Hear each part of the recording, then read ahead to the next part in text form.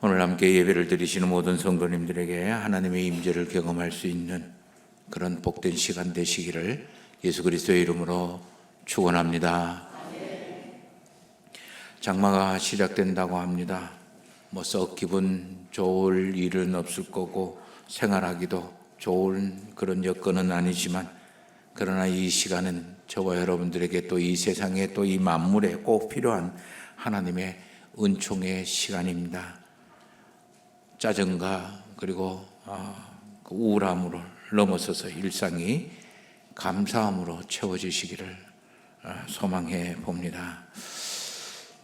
오늘 제 주일의 일정은 8시쯤 돼서 출근을 교회를 나오는데, 우리 만나올 들렸다가 우리 그다음에 쭉 한 바퀴 1층 돌고 2층 돌고 여기까지 올라와서 기도하고 내려가는 게 그게 제 주일 시작의 모습입니다. 오늘 정말 기쁘게 상쾌하게 복되게 오늘 시작했습니다.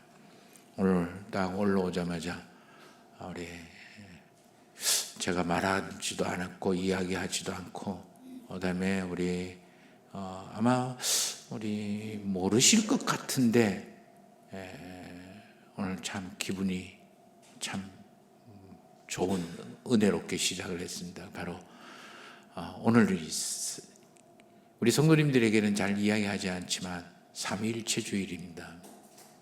꽃꽂이를 한번 보세요. 3개를 딱 갖다 놔는 거, 그다음에 빨간색, 노란색, 흰색 아시고 그러셨는지, 성령 하나님이 역사하셨는지 어쨌든지, 그러나 저는 성령 하나님의 역사하심으로 그렇게 보고 싶습니다. 이처럼 교회에 오는 것이 우리가 모르지만, 대부분 모르지만 볼 수 있는 그런 눈과 귀가 열려질 수 있게 되기를 소망해 봅니다.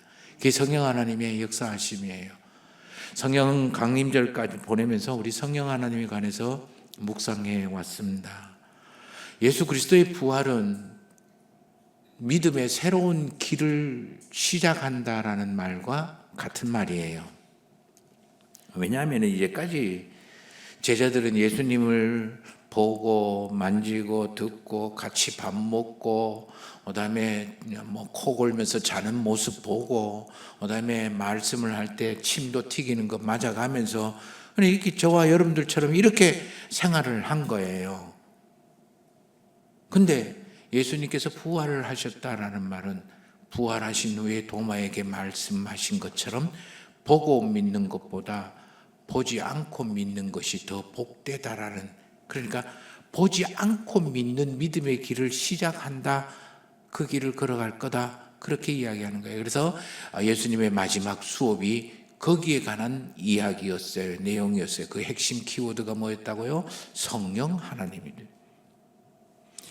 우리와 함께 하시고 우리와 동행하시며 우리를 가르치시고 우리를 이끄시고 우리를 이루도록 만드시는 이 성령 하나님이 우리와 함께 할 거다.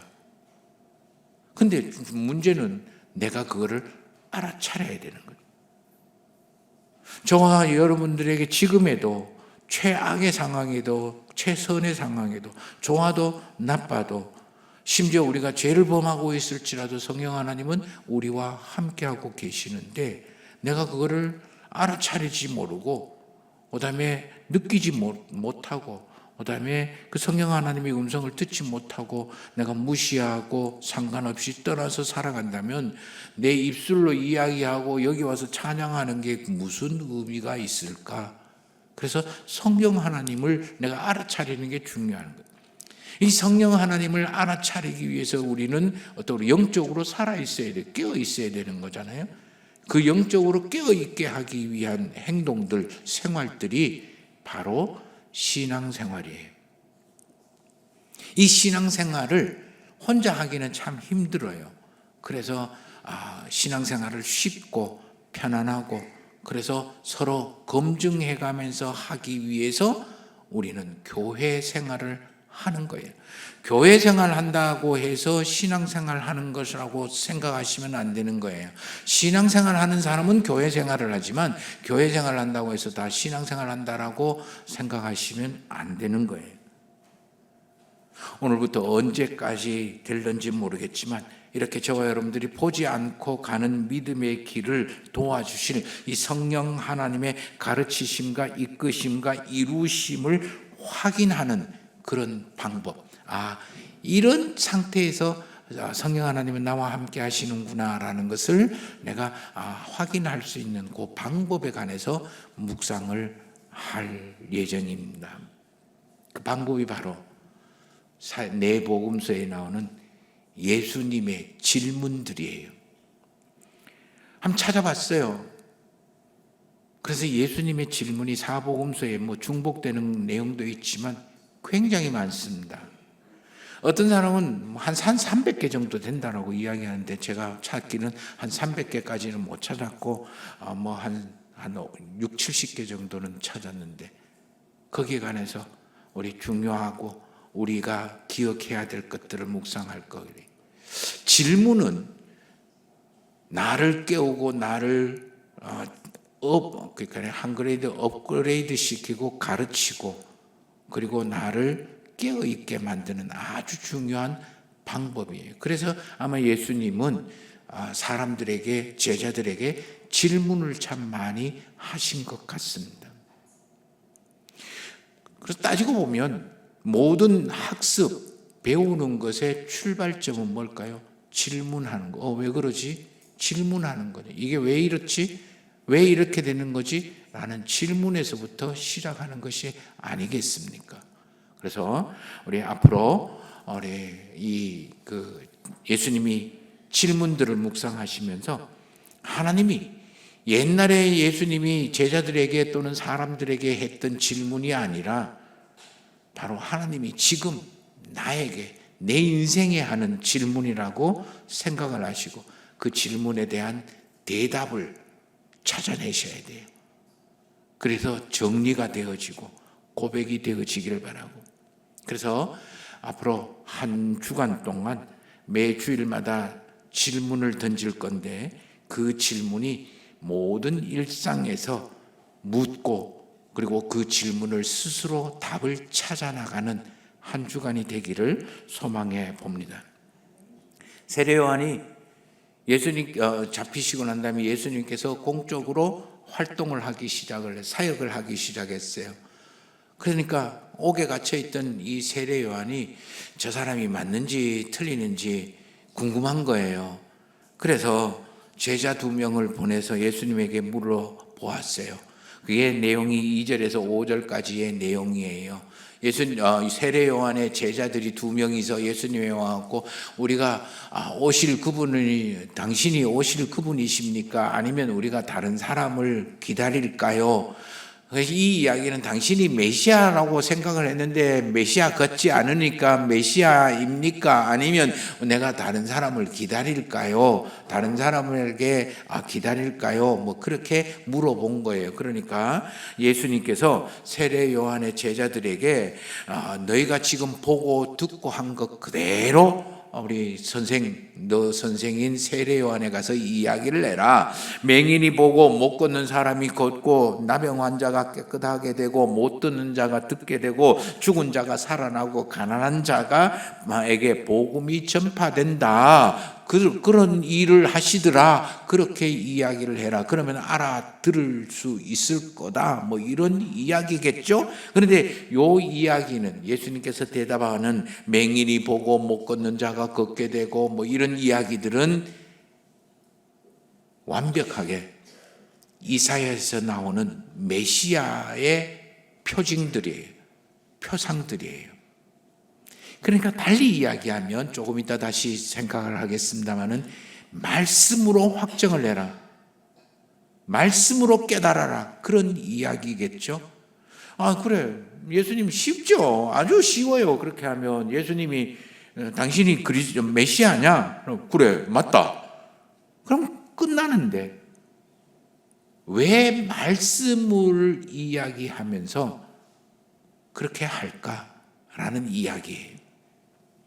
그러고 난 다음에 요한의 제자들이 이야기를 듣고 알았습니다 하고 이제 돌아갔어요. 돌아가고 난 다음에 예수님이 남아있는 제자들이나 그 주변에 있는 사람들에게 가르치시고 물으신 질문이에요. 그게 7절에서 9절까지에 나와요. 우리 7절 말씀을 한번 보십시다.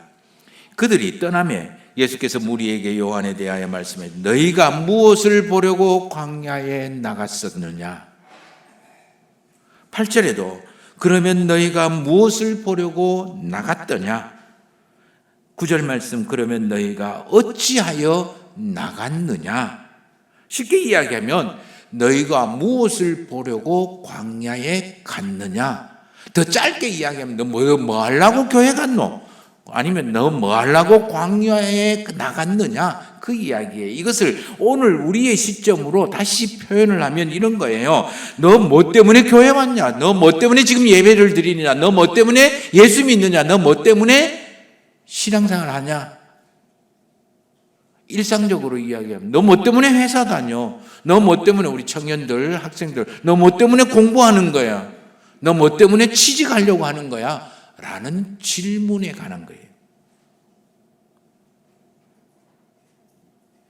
달리 이야기하면 너 무엇을 보려고 광야에 나갔느냐라는 질문은 저와 여러분들에게 삶의 동기,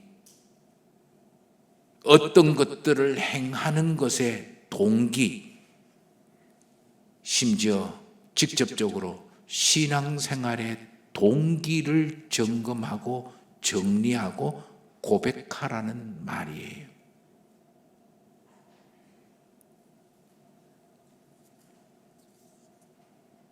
7절 말씀을 보세요.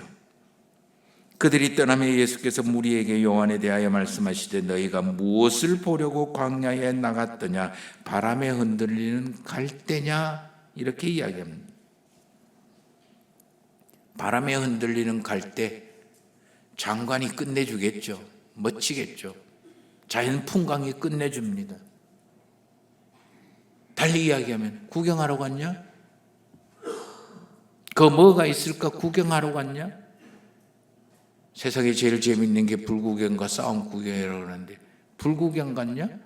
물구경 갔냐? 가끔 이제 장마 치게 되면 아마 금호강 물이 굉장히 많이 붓게 되죠. 그래서 제가 어렸을 때 갱변에 물구경 장만하면 물구경 간 적도 참 많았죠. 구경 가는 거죠. 호기심으로. 때로는 어쩔 수 없이, 때로는 마지 못해서, 때로는 끌려서 그렇게 광야에 나갔느냐? 때로는 엄마, 아빠 있는데 만나봐야 된다라고 들어봐야 된다라고 해서 끌려서 광야에 갔냐? 때로는 친구가 가자고 해서 그래서 마지못해서 갔냐? 그런 질문이에요. 믿음의 길에서 빠지기 쉬운 함정 바로 이거예요. 구경꾼이 되는 거예요. 예배를 왜 드리냐? 왜 예배를 드리느냐? 무엇 때문에 예배를 드리냐? 예배를 무엇을 보려고 예배를 드리냐라는 질문에 구경꾼으로 앉아 계시지 마시라는 거예요. 우리 교회 예배는 본인이 드리는 거예요. 목사가 예배를 드리는데 와서 구경꾼으로 앉아 있고 호기심으로 앉아 있고 마지못해서 앉아 있고 어쩔 수 없이 앉아 있고 끌려와서 앉아 있고 이러한 사람들은 교회에 나옴이 예배 드림이 그저 의무일 뿐입니다. 이걸 하지 않으면 막연하게 나쁜 일이 나에게 일어날 거고 그 나쁜 일은 하나님께서 나에게 벌을 주시는 것 같으니까 그 벌 받고 망하기 싫어서 아프기 싫어서 두려워서 여기에 나와 있을 뿐인 거죠. 하나님은 두려움의 하나님이시기도 하지만 두려움의 하나님이 아니십니다. 하나님은 내가 잘못했을 때마다 해초리를 들고 벌을 내리시고 돈을 빼앗아 가기도 하고 그리고 손 들고 그렇게 서 있게 만드시는 그런 하나님이 아니세요. 의무적으로 마지못해서 아무 생각 없이 여기 나와 있으니 자연히 지루하고 따분하고 별로 중요하지 않으니 내가 좋아하고 내가 원하고 내가 하고 싶은 것 있으면 그걸로 대신 우선순위가 밀려버립니다. 일상생활 하는 것도 마찬가지인 것 같아요. 직장생활 하는 게 어쩔 수 없이 마지못해서 의무적으로 그냥 설렁설렁 구경하듯이 그렇게 한다면 그 직장생활이 얼마나 지루하고 얼마나 따분하고 얼마나 무겁고 얼마나 부담되겠어요. 너 뭐 때문에 무엇을 보려고 광야에 갔느냐? 그 광야라는 단어를 일상에서 다 바꿔보세요. 적용을 시켜보세요. 뭐 때문에 일을 하느냐? 뭐 때문에 돈 버느냐? 뭘 보려고 사람을 만나느냐? 뭘 보려고 거기에 갔느냐? 뭘 보려고 그 사람 만났느냐? 한번 다 물어보세요. 우리의 동기를 찾게 되고 나를 찾게 될 수 있을 거예요. 8절 말씀을 보세요. 그러면 너희가 무엇을 보려고 나갔느냐? 부드러운 옷 입은 사람이냐? 부드러운 옷을 입은 사람은 왕궁에 있다. 이렇게 이야기합니다. 사람 보러 갔다라고 이야기하잖아요. 그런데 부드러운 옷을 입은 사람이라는, 당시 부자들이나 힘께나 쓰는 사람들이 부드러운 옷을 입었어요. 우리나라도 마찬가지잖아요. 옛날에 한 1000년 전에 2000년 전에 서민들이야 그냥 무명 그냥 뻐덕뻐덕한 삼배 옷 입었지만 그 돈 있고 힘께나 쓰는 사람들이 비단 옷 입고 그렇게 살았잖아요. 실제로 마태복음 3장에 보면 세례 요한이 그 광야에서 이야기를 할 때에 거기 보면 군인들도 오고요, 바리새인들도 오고요, 힘께나 쓰는 사람들이 참 많이 왔어요. 그런데 예수님이 딱 집어서 부드러운 옷을 입은 사람들을 보려고 광야로 나갔느냐? 그 부드러운 사람들은 바로 뭔가 나에게 도움이 되겠죠. 나에게 내가 이득이 될 수 있겠죠. 내 계획이나 내 생각을 이루기 위해서 아니면 내 지금의 문제를 풀어내기 위해서 도움이 되는 그런 사람들을 이야기하는 거예요. 그런 의미에서 이 부드러운 옷을 입은 사람을 만나려고 광야에 갔느냐라는 것은 자기 자신의 목적이나 자기 자신의 계획을 이루기 위해서 갔다라는 그런 말이 되는 거예요. 때로는 돈을 벌기 위해서, 때로는 자기 자신의 계획을 이루기 위해서, 자기 자신의 억울함을 풀어주기 위해서 거기에 가면 같은 동료가 되고, 거기에 가면 같이 이야기할 거리가 되고, 내가 그 사람들을 찾아가려면 수많은 관공서에서 그냥 절차를 밟아야 되고 힘든데 거기 가면 쉽게 만날 수가 있기 때문에, 그래서 자기 계획이나 자기 목적을 이루기 위해서 광야로 나간 것이냐라고 묻는 거예요. 마찬가지로 예수님은 오늘 저와 여러분들에게 묻습니다. 너가 지금 이 편안하고 이 좋은 시간, 이 멋진 시간, 이 중요한 시간에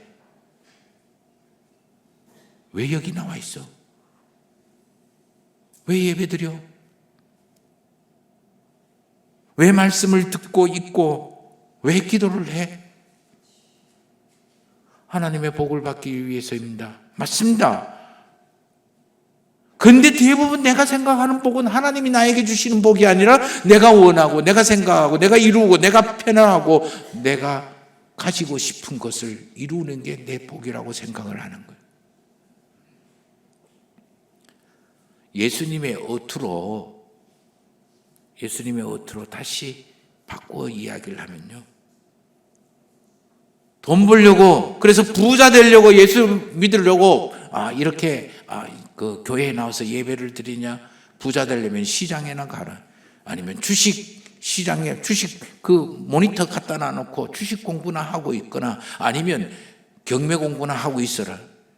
그게 부자가 되는 거, 돈 버는 거야. 그게 오히려 더 빨라. 그런 이야기겠죠. 출세하기 위해서는 고시원에 처박혀서 법전 달달달달 외워. 그래서 아니면 로스쿨 가. 그게 오히려 출세하는데 훨씬 더 빠른 거야. 여와서 이 돈 벌기 위해서, 잘 살기 위해서 예수 믿냐? 그러려면 차라리 돈 버는 궁리하는 게 더 나은 거야. 그런 이 의미하고 같은 거예요. 왜 무엇을 보려고 광야에 나갔더냐? 부드러운 옷을 입은 사람이었냐? 부드러운 옷 입은 사람은 왕궁에 있어. 번지수가 틀렸다라는 거겠죠. 우리의 믿음의 길에 제일 그다음 함정이 뭐냐? 바로 나를 위하여 하나님을 이용하려고 하는, 내 목적과 내 생각과 내 계획과 내 어떤 이루고 필요하고 가지고 싶은 것들을 이루고 달성하기 위해서 하나님의 찾는 거예요.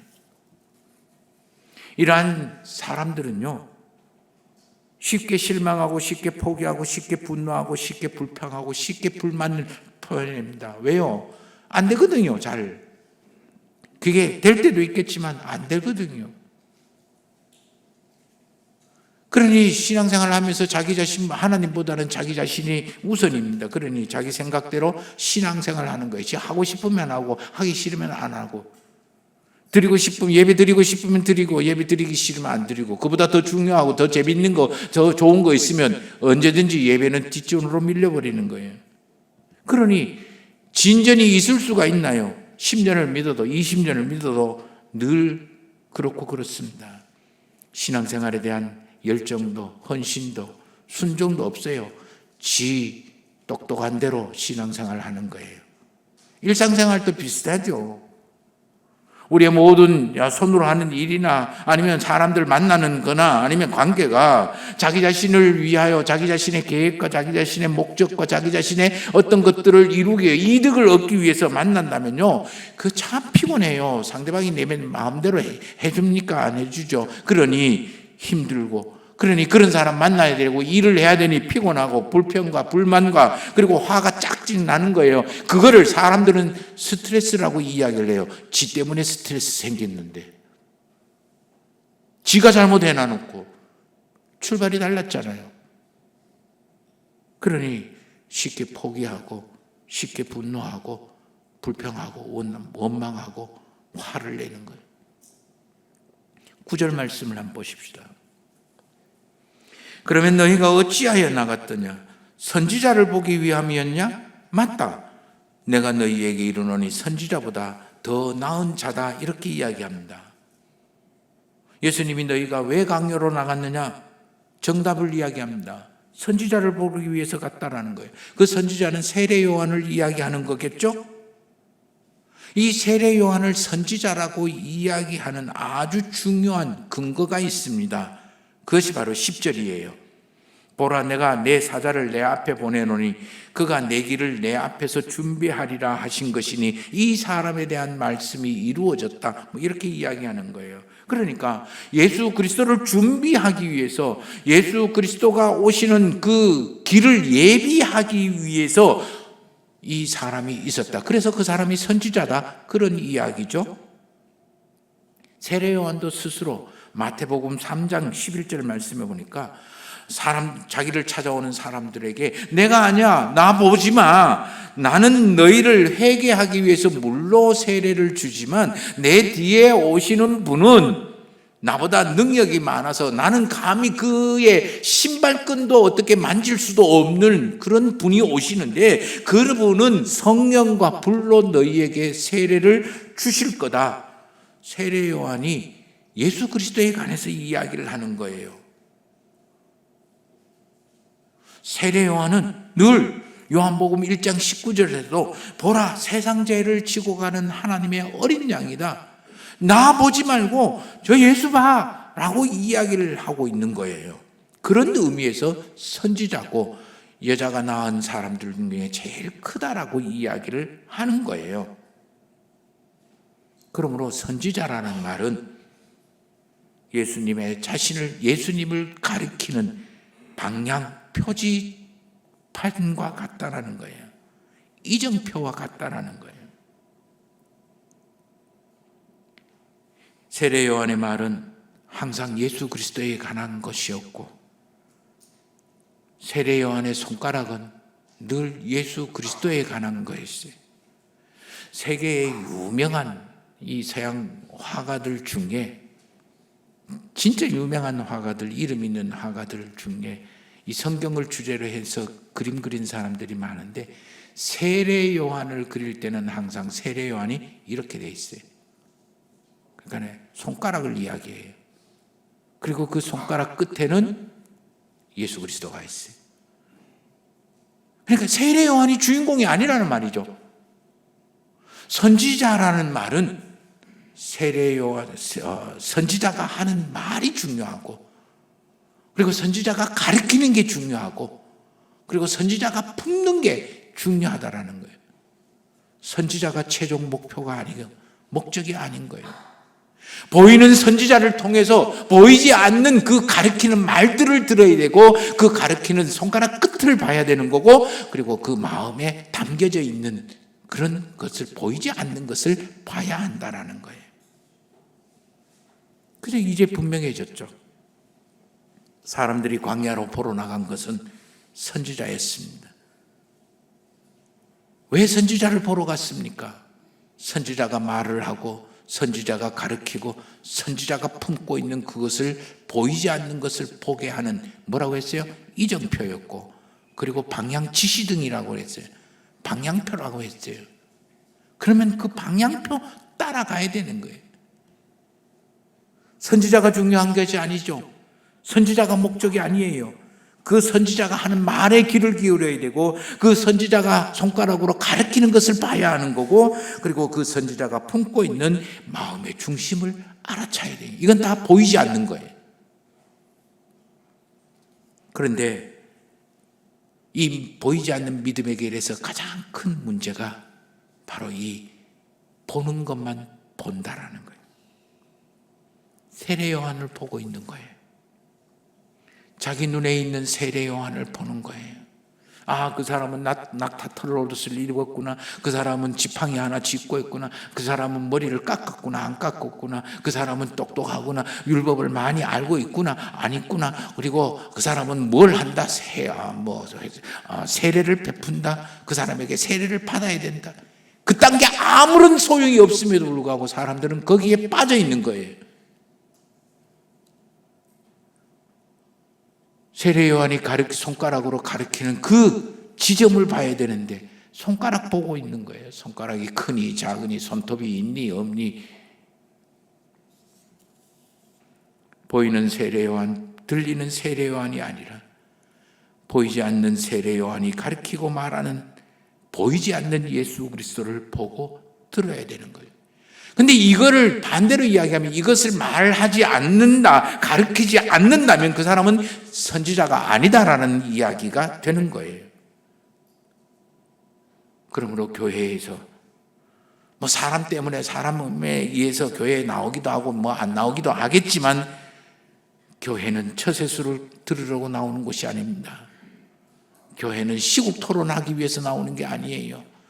교회는 사업하기 위해서 나오는 곳이 아니에요. 교회는 예수 그리스도를 만나기 위해서 나오는 거예요.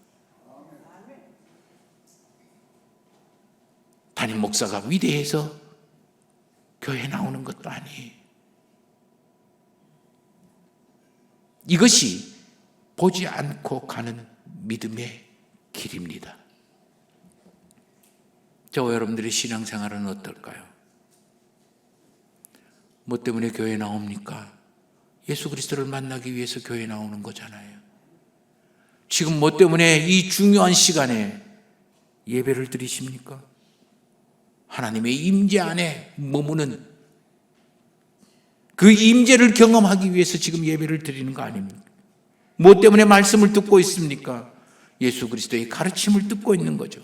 지금 내 인생에서 좋든 싫든, 기쁘든 아니면 아프든, 가볍든 무겁든 막혔든 형통하든, 이 무거운 인생 도대체 왜 이런지, 하나님의 뜻이, 하나님의 계획이 무엇인지를 알려고 말씀을 듣는 거 아닙니까?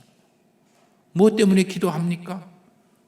예수 그리스도의 지혜와 능력과 권세로 그 하나님의 뜻을 견뎌내고 이루어내고 풀어내기 위해서 기도하는 거 아닙니까? 무엇 때문에 사역합니까? 교회 일하러 나오셨습니까? 교회 집에서도 안 하는 설거지, 집에서도 안 해 먹는 밥, 그거 왜 합니까? 그건 바로 예수 그리스도를 믿음의 길을 가기 위해서 나를, 내 본성을 쳐서 복종시키기, 훈련하기 위한 모든 것들이 예수 그리스도를 향하게 되고 예수 그리스도를 보게 하고 예수 그리스도의 말씀을 듣게 하고 살아계신 예수 그리스도를 느끼게 하기 위해서 이 교회 생활을 하는 거예요. 신앙생활을 하는 거예요. 우리의 일상도 마찬가지예요. 보이지 않는 하나님의 은총, 거기로 향하고 있는 거예요. 어려운 일도 그 속에 있는 보이지 않는 하나님의 은총, 쉬웠고 잘 되는 것도 보이지 않는 하나님의 은총, 회사의 골칫거리 동료도 하나님의 은총으로 향하는 표지판이고 그 속에 있는 하나님의 은총, 보이지 않는 은총을 찾아내야 돼요. 그런 의미에서 저는 가장 적합한 표현이 저와 여러분들이 살아가는 인생은 보물찾기,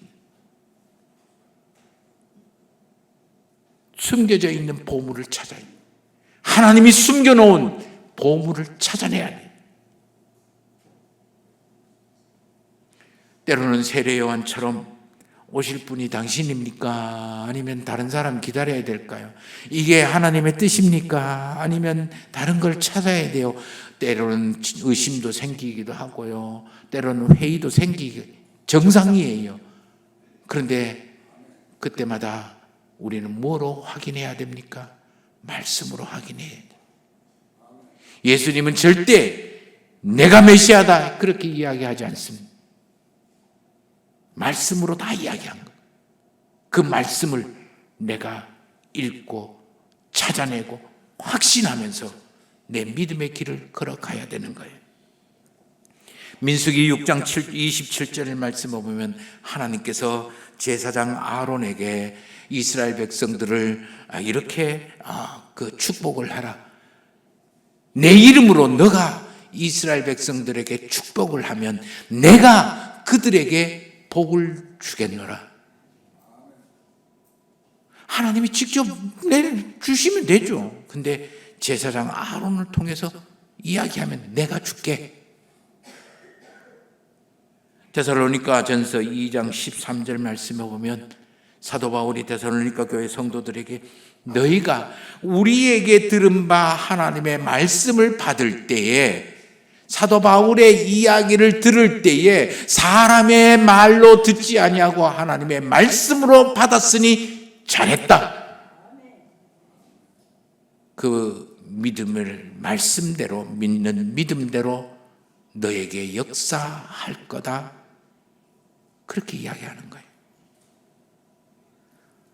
교회 예배 중에 목회자를 통하여 선포되은 축복이 나에게 주시는 하나님의 축복인 것을 믿으시기를 바랍니다. 교회 예배 중에 선포되어지는 하나님의 말씀을 받을 때에 사람의 말로 받지 아니하고 하나님의 말로 받음이 진실로 그러하다. 그 말씀 또한 너희 믿음대로 역사하게 될 거다.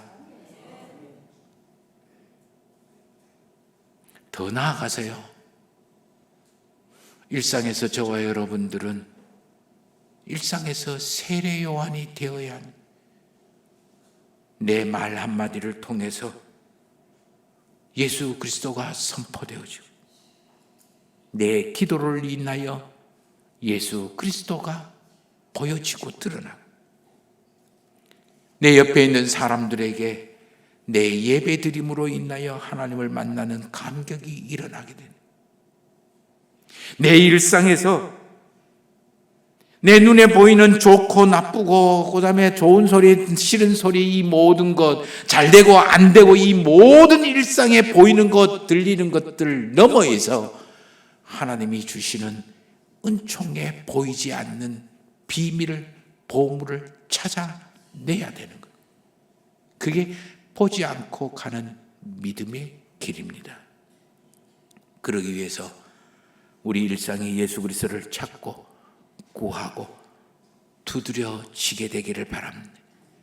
우리 눈에 보이고 귀에 들리고 마음에 느껴지는 것 넘어서서 보지 않고 가는, 숨겨놓은 하나님의 그 놀라운 보물, 축복의 보물들을 찾아내는, 보지 않고 가는 믿음의 길을 갈 수 있도록 저와 여러분들의 시선이, 저와 여러분들의 마음이 언제 어디 어떤 모습이든지 상황이든지 예수 그리스도에게로 고정되어져서 성소를 향하여 손을 들고 송축하고, 밤에도 송축하고 낮에도 주를 향하여 송축할 수 있는 우리 성도님들의 이번 한 주간 되시기를 예수 그리스도의 이름으로 축원합니다.